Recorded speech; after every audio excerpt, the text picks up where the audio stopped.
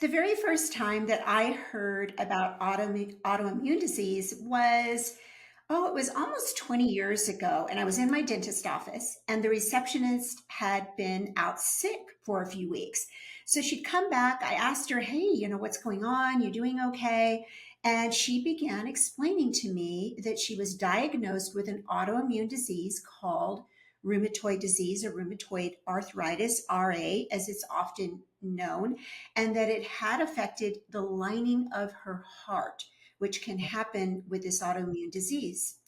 About 10 years later, I was diagnosed with the same thing. Now, at the time that she was diagnosed, and even when I was diagnosed, autoimmune was thought to be somewhat rare, and RA was considered to be somewhat rare. But now we see an absolute explosion of this, or at least it appears that way to me. Working with health coaching clients, I'm going to say more than half have at least one autoimmune disorder, if not more than one. And some of these disorders I had never, ever heard about. So today's guest, you're really going to enjoy this show because we're going to dive into this gut health and so much more. My guest today is Risa Groux. She is a functional nutritionist and certified autoimmune coach, and she has a private practice in Newport Beach, California. Beautiful place. Risa works with a wide array of clients, from professional athletes, adults, kids, to the biggest loser. From season 4, she helps those struggling with diabetes, autoimmune disease, cancer, digestion issues, thyroid, and hormonal imbalances, just to name a few. Risa looks at the root cause, and that's really what functional medicine is about, and functional nutrition. And she uses blood work and stool tests to help diagnose what the root cause might be. She believes that weight loss is a side effect of wellness, and I love that terminology there. Risa, welcome to the show. Thank you so much. It's so great to be here. I really want to dive into so many things with you, but I want to start with the autoimmune because that just really struck me. How much more common that it seems. And then I think to myself, was it just not diagnosed in the past? Or is this actually occurring more frequently? That's a great question. There is no doubt that it's occurring more frequently, but I just had this conversation with my mom yesterday, in fact, because we were talking about my grandmother, who I'm pretty sure had Hashimoto's. And I said, did she just not know, or they didn't test? Or she said she never knew, so they never really tested her. And that was, many years ago. So it is a little bit of both is what I would say is the answer to that. But we are seeing a really a big surge in autoimmunity because of so many other factors. I mean, it's just the environmental factors, it's our lifestyle factors, and genetics is a third of the root cause. So that plays a third of that, right? And the other major big portion of why we get autoimmune disease is leaky gut. So leaky gut, I think, is something that's really become much more rampant, and that's why I think people are more susceptible to it. We're having more chemicals in our system that's causing more leaky gut. We're having more stress. We're working all the time. We're always plugged in. We're not plugged out. We're just going. We're expanding our the places we go versus where we used to. We didn't usually travel as far as we did. So now we're picking up bugs or pathogens that we didn't used to potentially. So I think there's a lot of reasons. And I'm sure there's that bio individual factor where some people can be exposed to all these different things, but they're not predisposed to getting it. Maybe there's not that genetic factor there, like it was potentially with me, or you were talking about with your mom with the Hashimoto's. And then we are being exposed to so much more, whether it's environmental. And then I think too, my nurse practitioner firmly believes that a very stressful or traumatic event can sometimes really propel people into that as well. For sure. That's definitely a root cause, for sure. Pregnancy is one of those things. When you go into menopause, it's one of those things. When you drastically change your hormonal balances, then yes, that can absolutely flip the switch for autoimmunity. Now, you yourself had an autoimmune disease, is that right? Yes, I had Hashimoto's, and when I was diagnosed, my antibodies were 1,458. That was a lot of, yeah. So it took me a long time. I created a list because I couldn't find one. There was none that I was able to source this a long time ago. So I didn't have Google to help me find it. But I went and I created my own list of root causes because I thought, how could this happen to me? And when I realized that I could get more autoimmune diseases when you get one, I said, this is not happening. I got to reverse this. So I went down the list, and sure enough, I had pretty much everything on that list. Um, and it took me time. I had really heavy metal poisoning, basically. I felt fine, but I had eaten tuna fish sandwiches my entire childhood. And then when I was an adult, I just switched them to tuna salads. But, and then I started eating ahi at night and tuna by day. So I was just filled with mercury. And I went and got my mercury fillings taken out, and I stopped eating high mercury fishes, and I went through that, and then I did chelation. So that took almost about a year, and then I realized that I had an active case of Epstein-Barr virus, which is very common. It's very asymptomatic, so people don't usually know them when they have it. And so I treated myself for a virus, and so that took a while. And my vitamin D levels were low. I had a gene mutation called MTHFR, which is extremely popular, very, very common. I mean, most people have it, it's genetic. So I test everybody for that. And I started taking the right type of B vitamin. And then I just went down this rabbit hole, and then still was having elevated levels of cholesterol and blood sugar with eating. I was pretty vegan at that time, and not bread or pasta or sugar or anything like that, but I was just eating beans and grains and a little bit of grains and vegetables. And it wasn't until I did a stool test and I found it, because I know that cardiovascular health and dental health are very correlated. So I took my stool test to a biological dentist, and she found it right there and said, "This is a salivary bacteria that you have." She put me under a CAT scan, and she found it. 23 years prior to then, I had had my wisdom teeth extracted, and they left a little root in there, and it had grown an abscess around it. And I never felt anything. You couldn't see it. Nothing. I would never have known. So she went in, and I had jaw surgery a couple weeks later, and they had inadvertently left a piece of metal in there while they were there. But anyway, they removed all that, and next thing you know, my cholesterol came down, my blood sugars came down, and there was a reason for all this. So I had something that I couldn't find until I found it. Wow. So you really had to go down a lot of different avenues. And I think, working with people in this space, I see women get discouraged, and I don't blame them, where they have gone to one practitioner after another. They've had numerous tests. They've tried elimination diets, and still they're struggling. How do you help? Let's say a woman comes to you, and I know you work with a wide variety of individuals, not just women over 50, but let's say a woman comes to you, she's maybe perimenopausal, menopausal, she's having these symptoms, you suspect autoimmune, or she's been diagnosed. What's your first avenue to get to this root cause?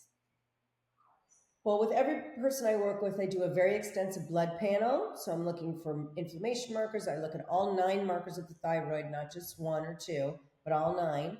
And then I look at all 4 markers of the blood sugar. And then I'm looking at iron panel and white blood cells. And I'm looking at a whole very comprehensive panel.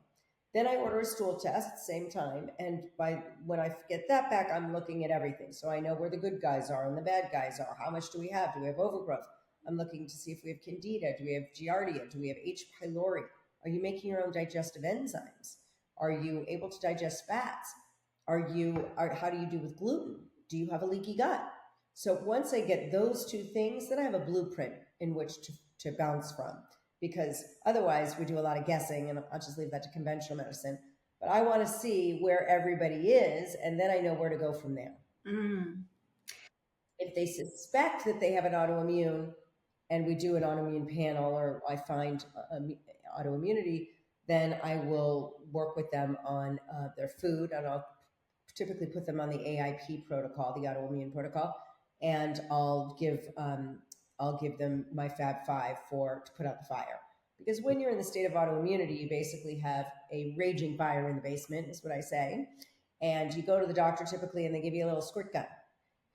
Here's a little medication, and this will just kind of keep it, at bay. Maybe it might, get worse, but you won't be back for a few months. And so I feel like we need to get the fire hose out. Let's get this fire out, right? So we just give you a lot of anti-inflammatory. You're eating anti-inflammatory, and we've been able to reverse RA, for example, many times. Mm. Yeah, that inflammation is such a factor in really every chronic disease. I remember my nurse practitioner, I had her on here, interviewed her, and she said, yeah, ultimately, that's how everyone dies, is from some type of inflammatory condition in their life. And it's really about, I mean, even with Alzheimer's, it's about keeping that inflammation at bay. Exactly. Yeah. And inflammation is the driver of disease. So, that is, you should always have your eye on the inflammation. Where is the inflammation? And unfortunately, our conventional medicine doesn't even test for inflammatory markers most of the time. It's rare that I see labs from a doctor that have any inflammatory markers, even cardiovascular ones. Mm. If you go to a cardiologist, and, I would hope that they would do that. But that's what we should be measuring, is our levels of inflammation. Yes. And in my case, I found that it can hide, like if you're not in a flare up, because I got blood work the first time, lab serum test the first time, I wasn't in a flare up. So things weren't showing. And then the second time, I happened to be smack dab in the middle of a flare up, and all of those markers were elevated. Yeah. For sure. And we know that there's some pathogens in the gut that can cause rheumatoid arthritis, but I'm always looking for what's the root of this? How do we reverse this if possible, or quell this root, at the same time putting out this fire? We know when you're in autoimmunity, we have our Treg cells, right? That's our immune system, and we have Th1 and Th2. We go from changing, being dominant in Th1 or Th2. When we are in autoimmunity, our Th17 gets activated, and that is what creates the cytokine storm, right? Cytokines are those inflammatory molecules. And if we have a leaky gut and it just keeps cycling through, I mean, this is just, it's a recipe for disaster. Somebody's got to put a dam there to stop this, right? And quell that inflammation and stop the circulation of it. Mm. Now, earlier, I had quoted you as weight loss being a side effect of wellness. And I was thinking, as you were talking about the cytokines, can you talk a little bit about how being obese and how body fat could potentially be driving inflammation? Because I think that that's something that's not very well understood by people. Yeah, well, unfortunately, having extra body weight is inflammatory, just right there, plain and simple. So if you are carrying extra weight, you're in inflammation. You don't have to guess, you are in an inflamed state. So, so it's really imperative. I mean, it puts a strain on everything. It puts a strain on your organs. It puts a strain on your heart. It just puts a strain on your whole body.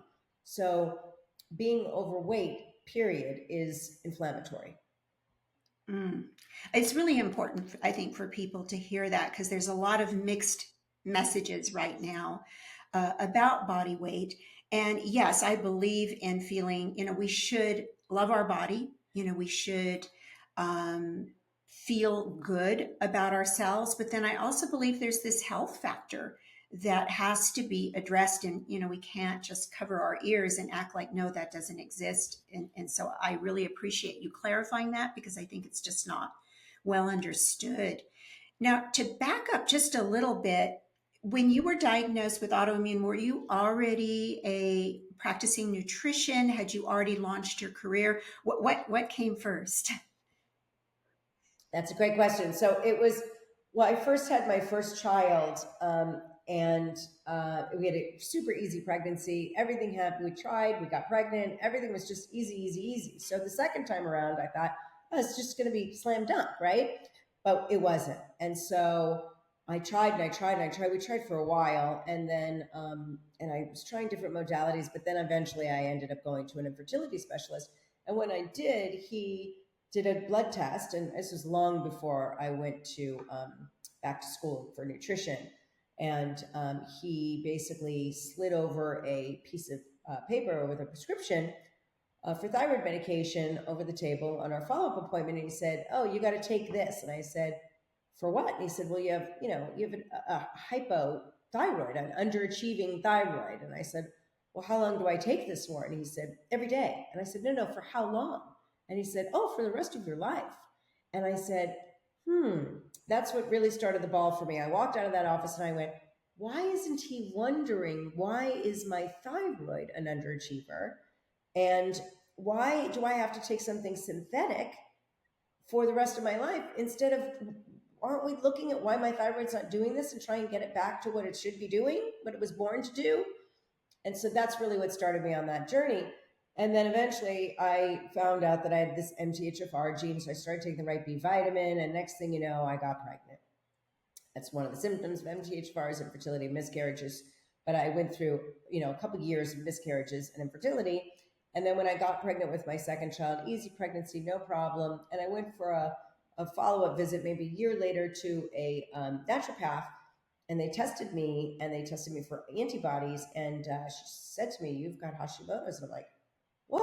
How could this be? Like, what's happening with my thyroid? It's out of control."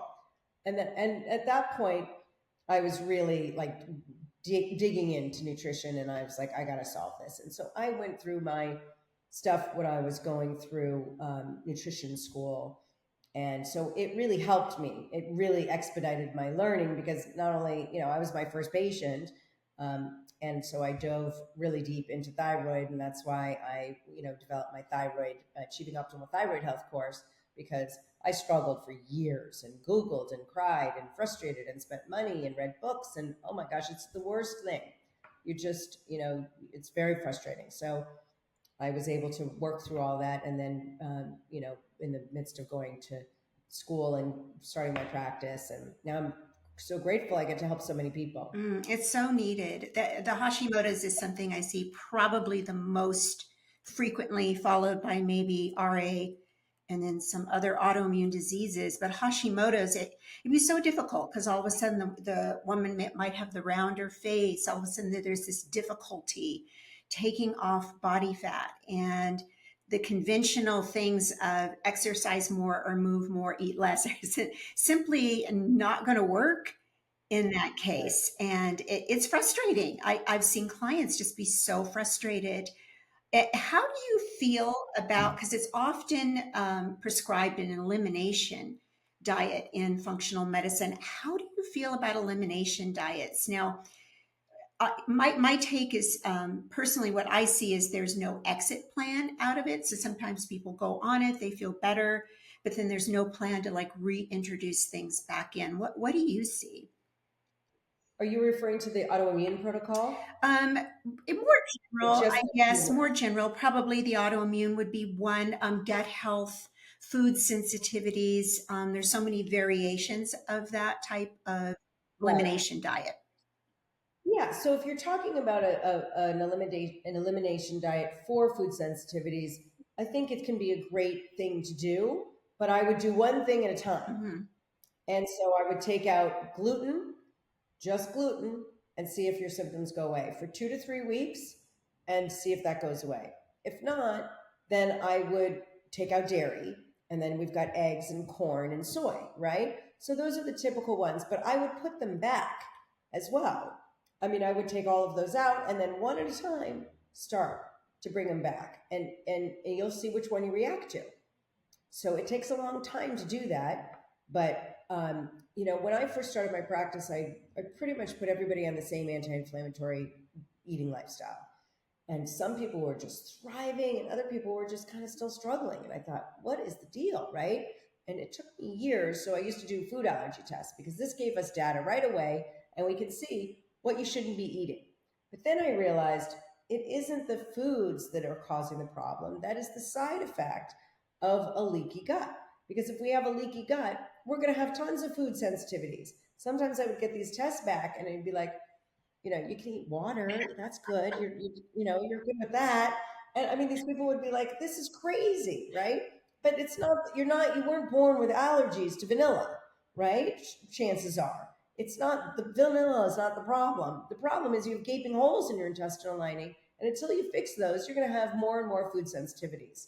So focus on the food sensitivities and take out the known larger food sensitivities because you got to eat, right? And just really focus on healing that gut.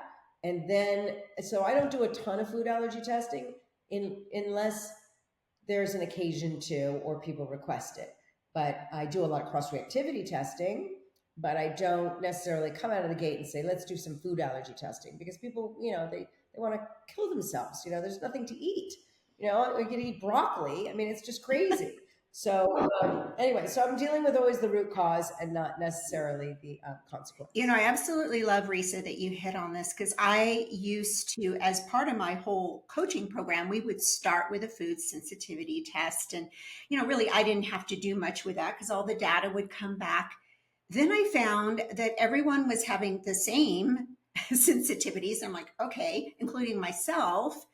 And there was nothing left for them to eat. Like you said, a toothpick and a hemp seed and a piece of broccoli. Sometimes they were sensitive to the broccoli, and they would be Right. so discouraged, so frustrated, and then eliminating these things really wasn't doing anything for them. And so I scraped that whole thing. I no longer suggest Yeah, it. that's great. I love to hear you say that. Yeah, and knowing too, okay, the cause is if you have a leaky gut, if you have these issues with your gut microbiome, well, yeah, you're going to be sensitive to just about everything. Yes, exactly.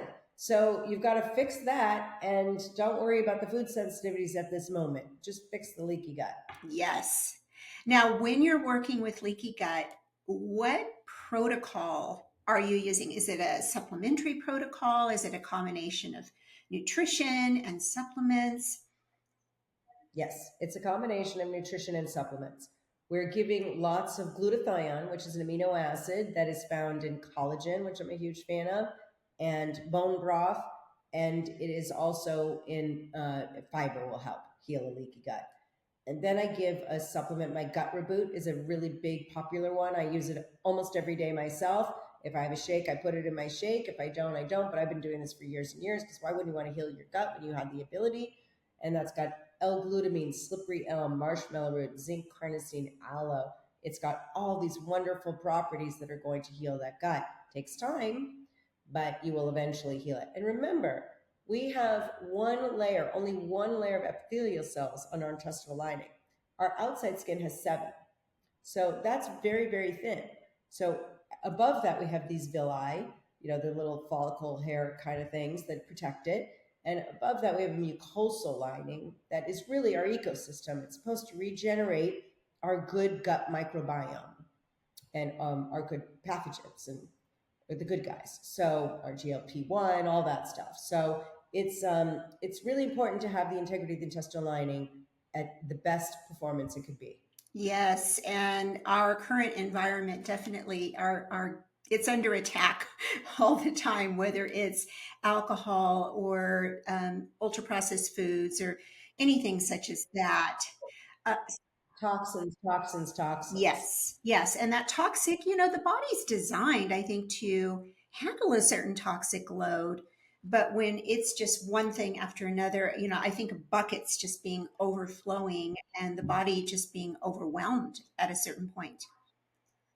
Correct. Exactly. It's unfortunate that the FDA has approved 86,000 chemicals for us to use now. 86,000. Way more than any other country on the planet. And we're breathing them. It's the cleaning supplies everywhere. It's the candles. It's the perfumes. It's in our foods. It's just we're bombarded, right? We're absolutely bombarded. So we have to be very diligent about detoxing and decreasing our toxic load. When it comes to detoxing, I think of things like sauna, and then I think of things just being able to have healthy, regular bowel movements. And something that I see a lot, I'm sure you've seen this too, and I especially see it in women who've gone through menopause, is this constipation issue. Like I'm going to say about half my clients will come to me with that. So then I'm thinking, okay, they can't be properly detoxing, right? Yeah, no, no, no. We're reabsorbing those toxins because they're not leaving the building, right? They're just being reabsorbed by the intestinal lining. So it's really imperative to be pooping every single day. But they shouldn't be. There's a few reasons for constipation. One is dehydration. We're not hydrating the colon enough, right? So water, water, water, water. I'm sure you send that message clearly. And then the other one is a low T3. So if your thyroid is not functioning very well, you should be. One of the symptoms of a low free T3 is constipation. You might not be having enough fiber in your diet or movement. That's another reason why. And the other factor could be SIBO, which is small intestinal bacteria overgrowth. And constipation is usually paired with chronic bloating, and it could have some alternating diarrhea as well. But if you're not going to the bathroom every single day, I would absolutely urge people to address that. I work with people all the time. I just had a patient a couple days ago, and I was like, "Are you a pooping rock star now?" She said, "Yes, I am. 34 years, her whole life practically. Like she has just not pooped every day." So she's like, "I'm like, now you have to put it in your schedule." She said, "I know, it's crazy." And it feels just terrible. I was telling you off camera, I recently had surgery. I had spinal surgery. So, of course, what am I on coming out of anesthesia? You got the anesthesia, and with spinal, it's insane. All the things in the anesthesia to get you through it. Then you got a muscle relaxer, and then you got pain medication. And that first week is rough. Like you just have no other choice. But boy, I did not like that feeling of not being able to go to the bathroom, of being constipated. I was, my husband and my daughter were helping me, and they're like, "Oh no, this is normal." No, no, no. I got off of that pain medicine as fast as I could and did everything I could naturally with some supplements to get things going again. I thought, oh, is this how my clients feel when they can't go for 4, 5 days? Crazy, right? Yeah, you feel terrible. You feel Yeah. nauseous. I mean, that's how I felt. Sluggish, heavy, yuck. Just it affects your whole being. Yeah, I don't experience that, so I don't know. But yeah, it's a horrible thing. It's a horrible thing. But it did give me empathy. Now, is there a supplement that's safe for women to use on the daily that helps support this? Sure, absolutely. There's different types of things, and there are different forms of magnesium that help. Yes. Magnesium oxide tends to really help, but I have different types of magnesium that help with these situations. I have like my super blaster for really, really, really severe situations. I don't use that all the time, but if we need it, we use that.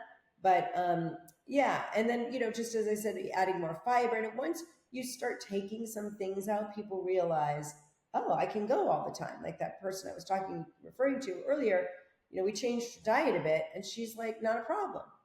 We removed all the dairy she was eating. Dairy is a big factor. It will stop you up.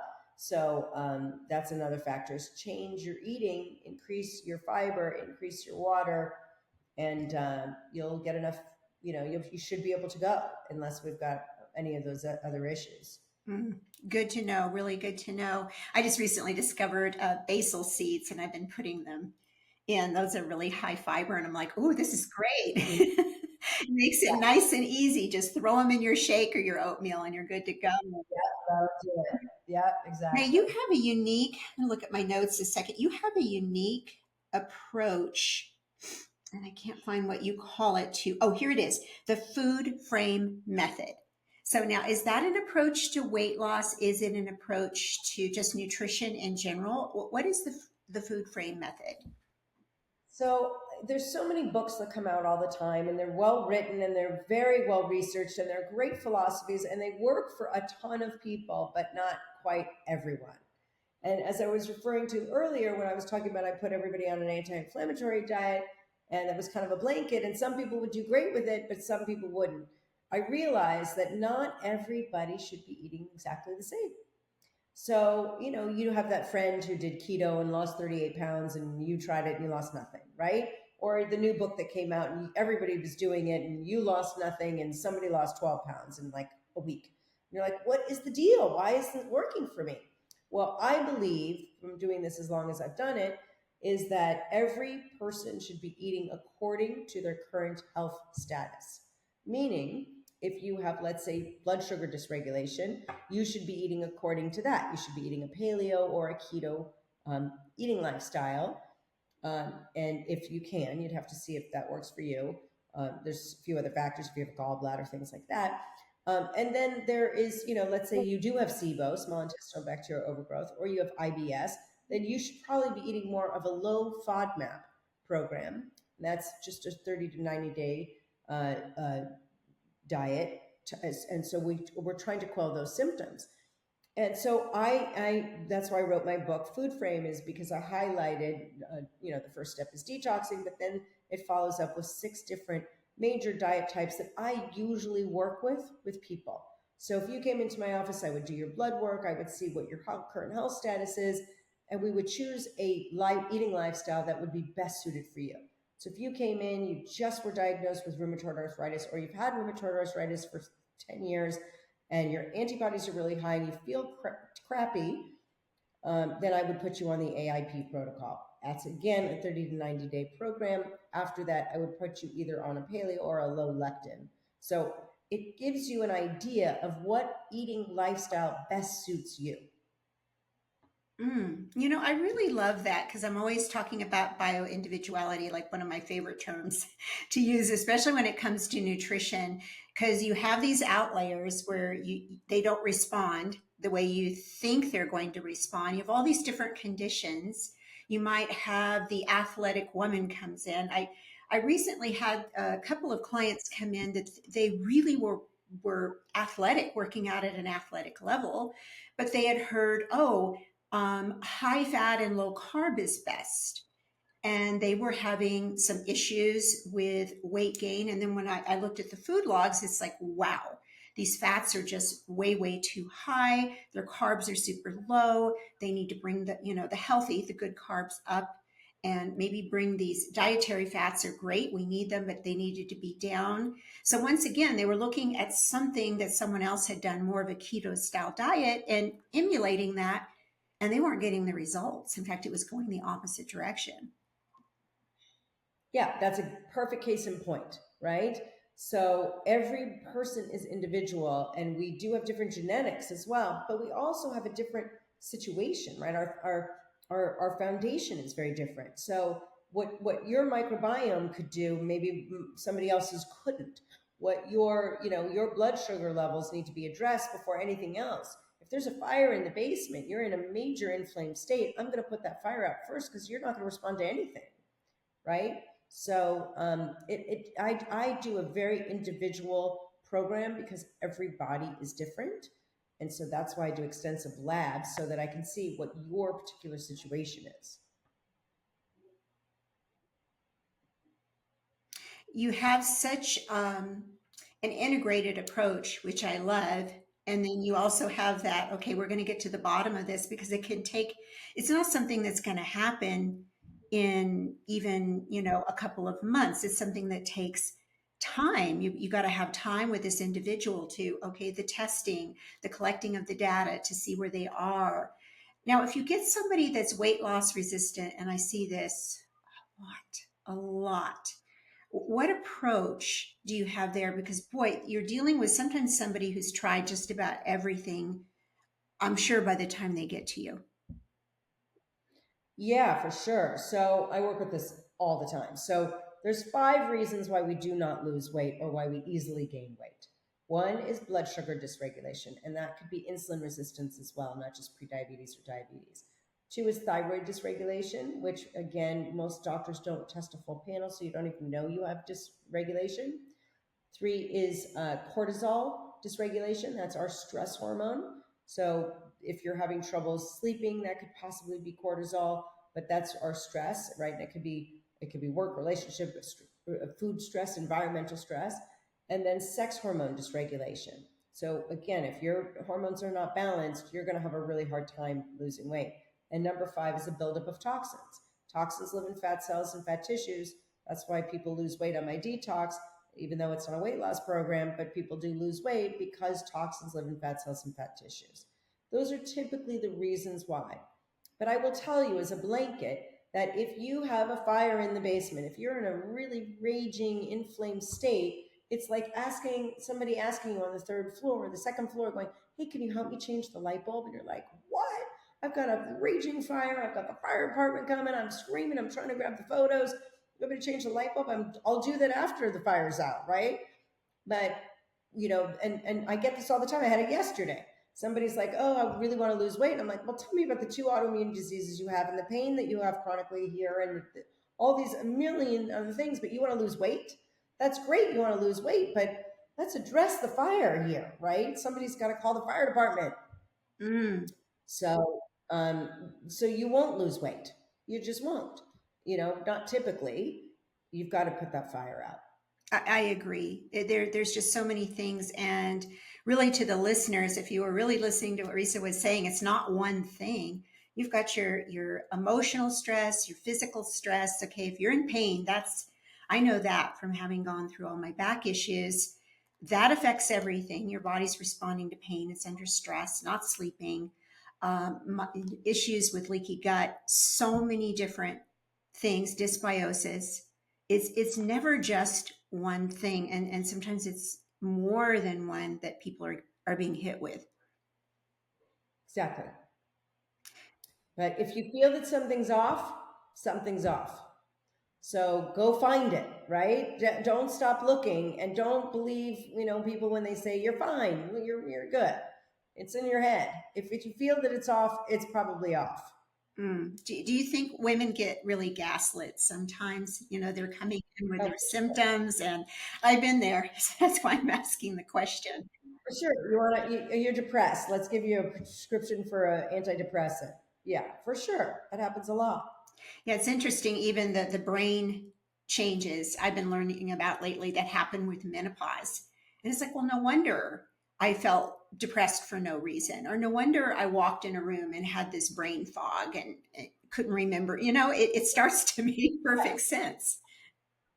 Yeah, yeah, for sure. This is a real thing. I mean, women go through so many hormonal changes in their life. I mean, it changes every single day. Men are the exact same their whole life, and then they go into andropause. But for us, it's very, very difficult, and it affects everything.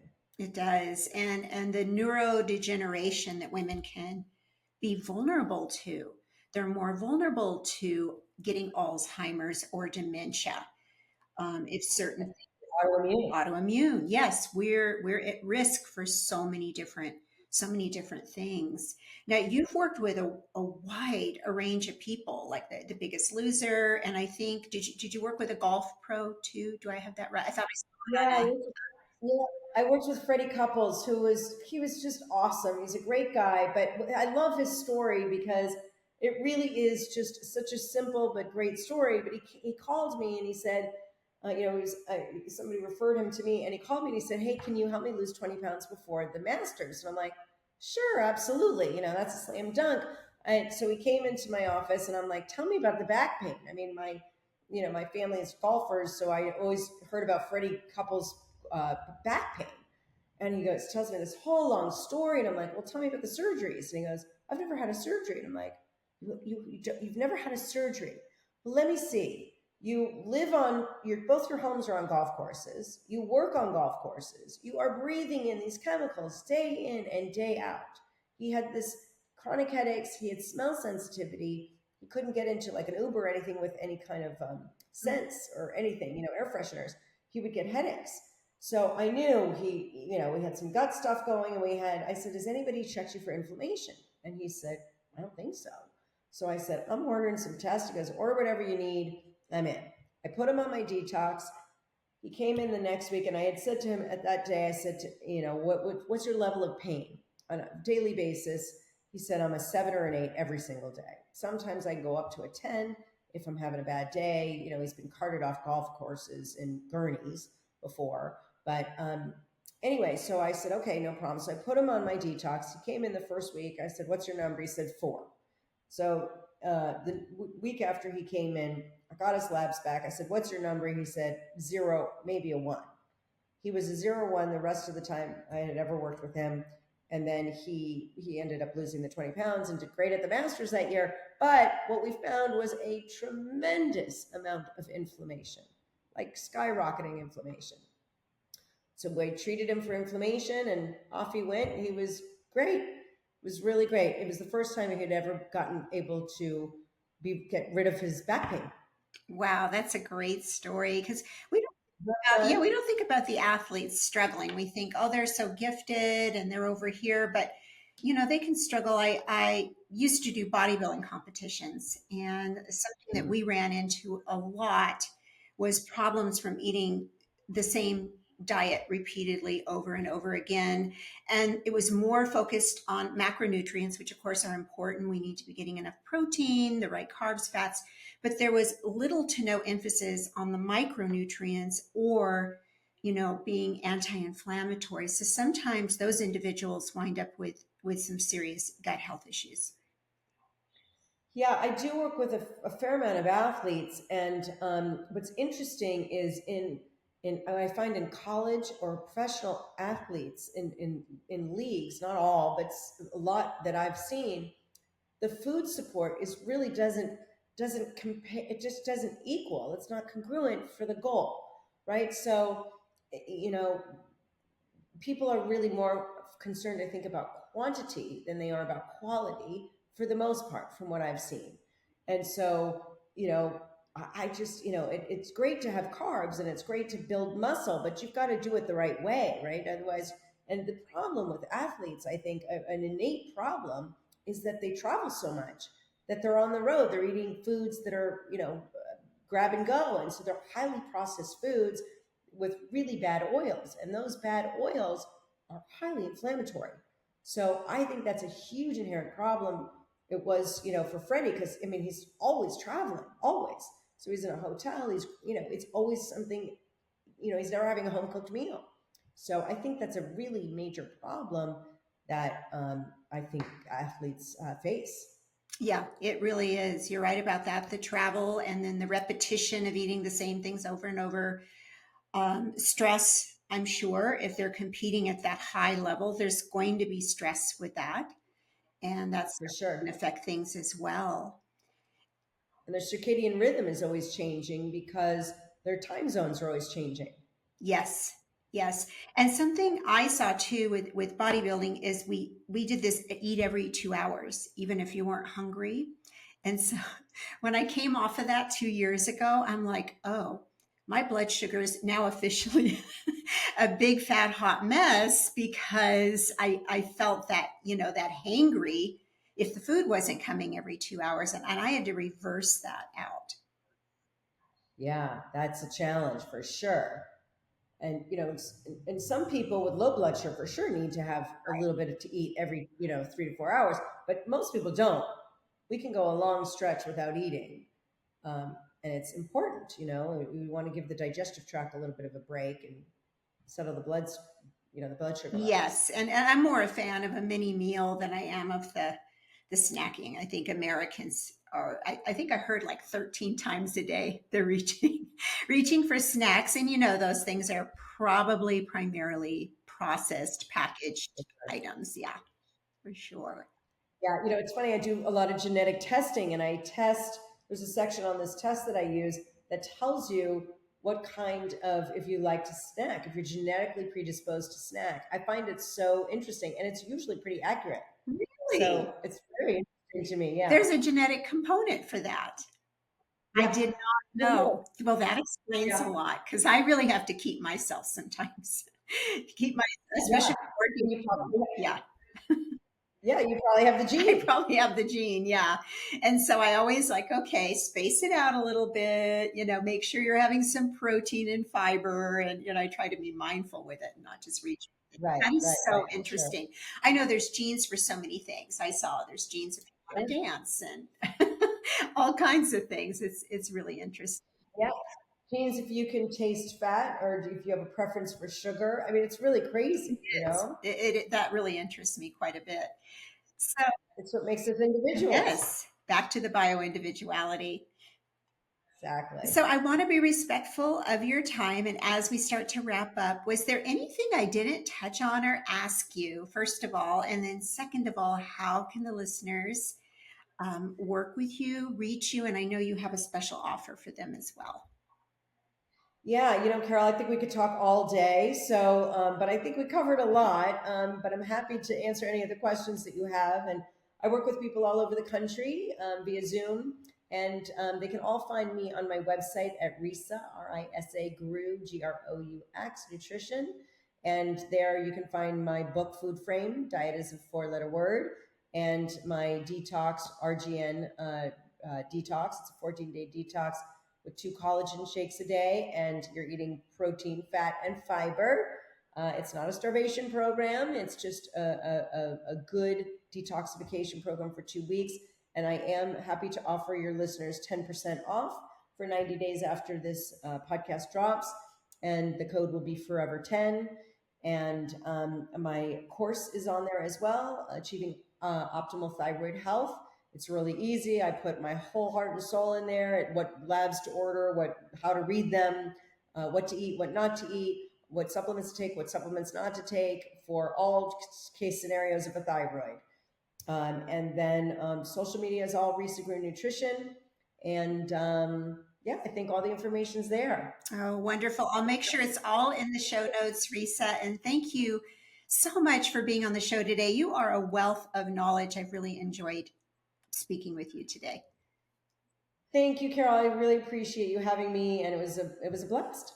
Great. And to our listeners, wherever you are in the world, we wish you every blessing. Bye for now.